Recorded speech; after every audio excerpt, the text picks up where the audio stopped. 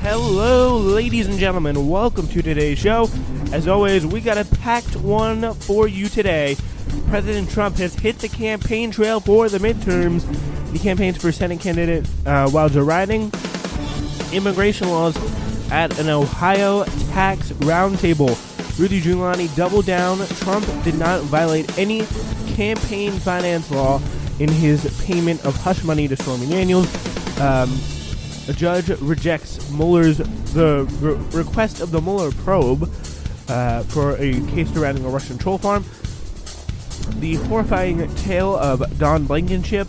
Iran's Hassan Rouhani, the president there, warns Trump do not leave the Iran nuclear deal. Also, John McCain said he does not want the president at his funeral, but he would not mind Mike Pence. So there is that we all will be dealing with today, and obviously McCain suffering from brain cancer, horrific thing to see. And joining me now today is Glenn Bradford. Glenn, thank you so much for joining us today. Good morning, Spencer. It's good to be on with you. All right, so we have a lot to get into, so let's get into it. President Trump, he used a roundtable on taxes Saturday to campaign for a Republican Senate candidate and to assail undocumented immigrants for taking advantage of the U.S. laws he derided as weak. So again, we're really seeing some pretty consistent themes off the top here. Yesterday, he was campaigning and he was using immigration, and he was also using some of the tax plan. And I first want to talk to you about the tax plan. It's probably going to have to be one of their biggest issues because they don't really have any other issue to campaign on. But apparently it's not polling that popular in some races. Like I heard in one GOP race, they actually had to take an ad with the tax bill in it. They had to actually take it off the air because it was just not playing well. Interesting, yeah. I think by and large, Americans are the average American is just not going to be affected either way with this new tax law. They might benefit a little bit, or they might not benefit a little bit, but it's not going to make a material difference in their lives. Yeah. And so the tax law is basically a big ho-hum for average Americans, and it's not going to be a good campaign talking point.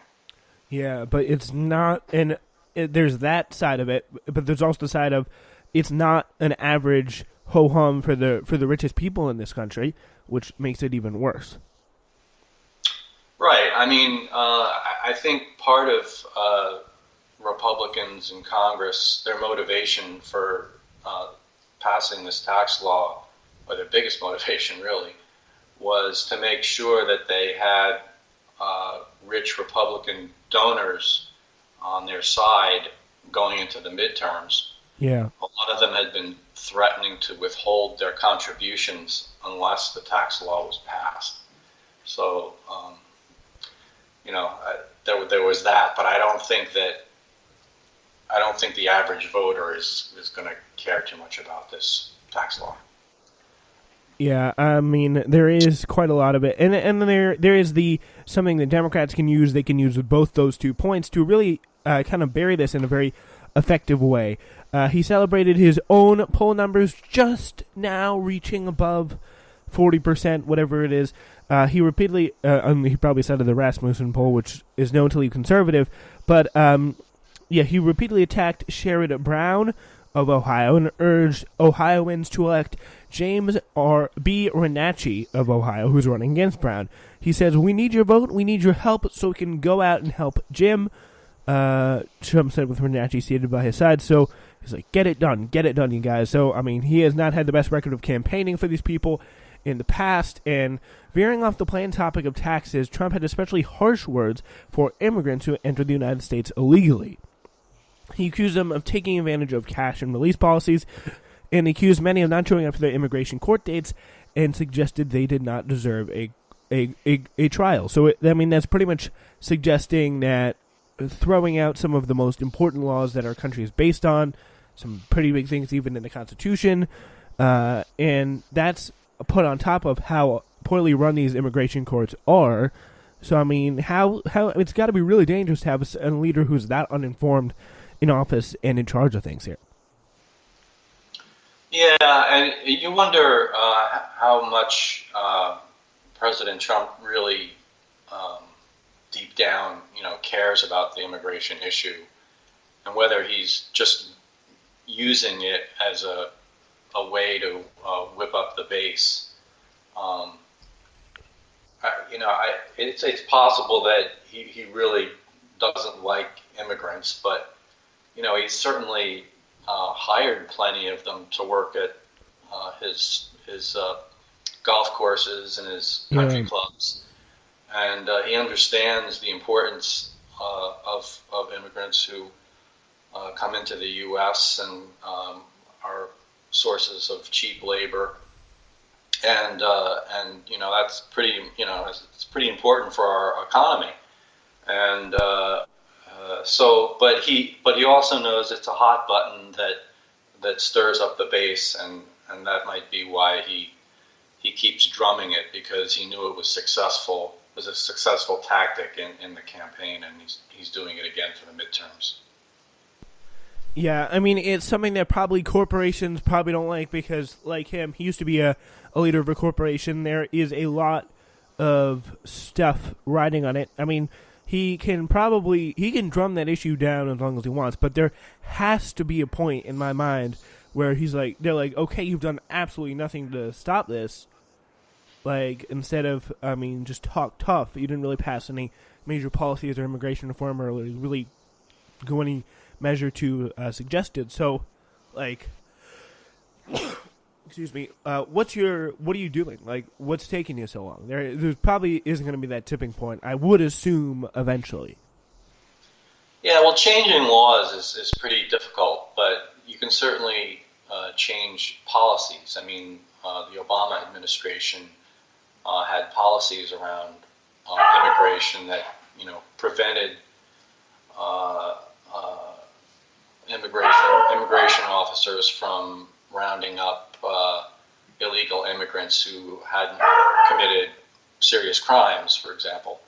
But that's just a policy decision, and those things can be tweaked, and President Trump is tweaking them. So you do see that if you don't see actual changes to immigration law.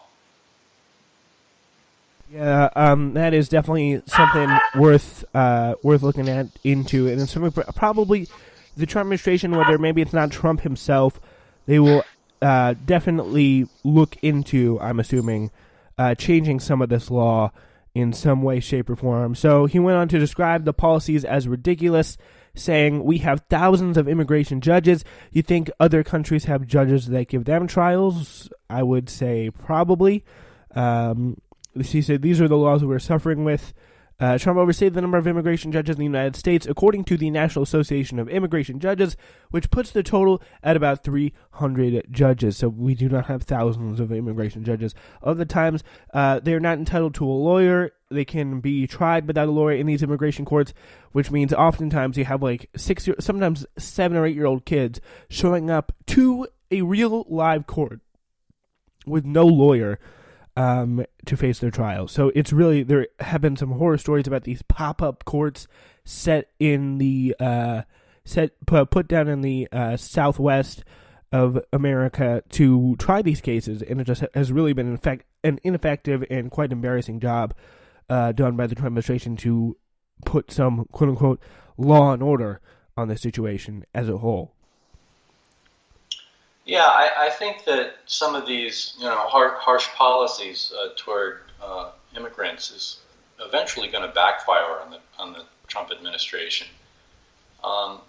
Theoretically, people don't like the idea that immigrants are pouring over the borders and taking jobs away from Americans, but they don't like the way, once you get into the details of how immigrants are treated when they're caught, and how they have to fight through the legal system, and and the changes that the administration is proposing, dealing with splitting up families and so forth, it just kind of eventually it's going to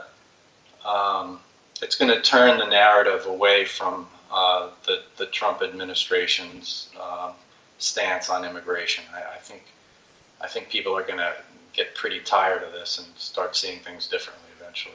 Yeah, it's all going to be a war of narrative almost in this point for the Democrats to really fight hard and show that, and by the way, fighting hard for the Democrats on anything is something I don't really trust them to do, but something that I think is going to be very important is for the Democrats to really prove that the problem is just get it out there that Trump is splitting up these families, he's ruining these lives. It's just going to be an awful thing to do, and he really needs to get it done. So, and the American voters, they really need to stop this. So, yeah, Trump was critical of elected officials in California who have taken steps to protect undocumented immigrants there. He singled out Oakland Mayor Libby Schaaf, who drew Justice Department scrutiny for tipping off the Bay Area immigrant community that the U.S. That ICE agents were planning a raid, saying that was total obstruction of justice. So, he seems to be an expert on that. So, Trump heard testimonials from several Ohio residents during the roundtable about how the tax law he signed in December had provided relief for their businesses and families. He said, "Thank you for making furniture great again, and thank you for making America great again." Sherry Sheely, a furniture and appliance store owner in North Lima, Ohio, told Trump. So, I mean, a lot of these you got to be imagined to some degree are orchestrated by the RNC or the Trump people to make it look like it's going down, but it's really going to be a live or die question about how effective this tax bill is going to be for the midterms, and they're probably going to need it. The GOP will. Yeah, I think that Trump is going to spend some time trying to tout the tax laws. Certainly, I imagine that small businesses will be benefiting from this, and so a lot of small business owners might be, probably be for this tax law, so I don't think Trump is going to shy away from touting the tax law, but he's just not going to emphasize it as much as Republicans in Congress want him to do. Yeah, so that probably will be a little bit of a balancing act throughout the rest of the year. We now turn to broad policy discussion, to specific craziness of the Trump administration. Rudy Giuliani doubled down Saturday night on his argument that President Donald Trump did not violate campaign finance law when his personal lawyer made a hush money payment to porn star Stormy Daniels. The President of the United States did not in any way violate campaign finance law, Giuliani said, who recently joined Trump's personal legal team, told Fox News' Jeanine Pirro on Justice with Judge Jeanine. Every campaign finance expert, Republican and Democrat, will tell you that if it was for another purpose, other than just campaigns, and even if it was not for campaign purposes, if it was to save his family, to save the embarrassment, it's not a campaign donation. And second, even if it was a campaign donation, the president reimbursed it fully with a payment of $35,000 a month, paid for that and other expenses. No need to go beyond that. Case over. So they're like, nothing to see here. So yeah, Giuliani did have this past, I believe it was Tuesday, had an hour-long discussion with Sean Hannity where he admitted a variety of things. I was wondering, Glenn, if you could just talk about the fallout from the multiple crazy things he said in that interview. Yeah, it was pretty shocking that he came out and admitted that President Trump knew about the payment and in fact had reimbursed Michael Cohen for the payment, and tried to make the case that it was a payment that involved a private matter and that had nothing to do with the campaign. And yet he later made the almost offhand comment that, can you imagine if this Stormy Daniels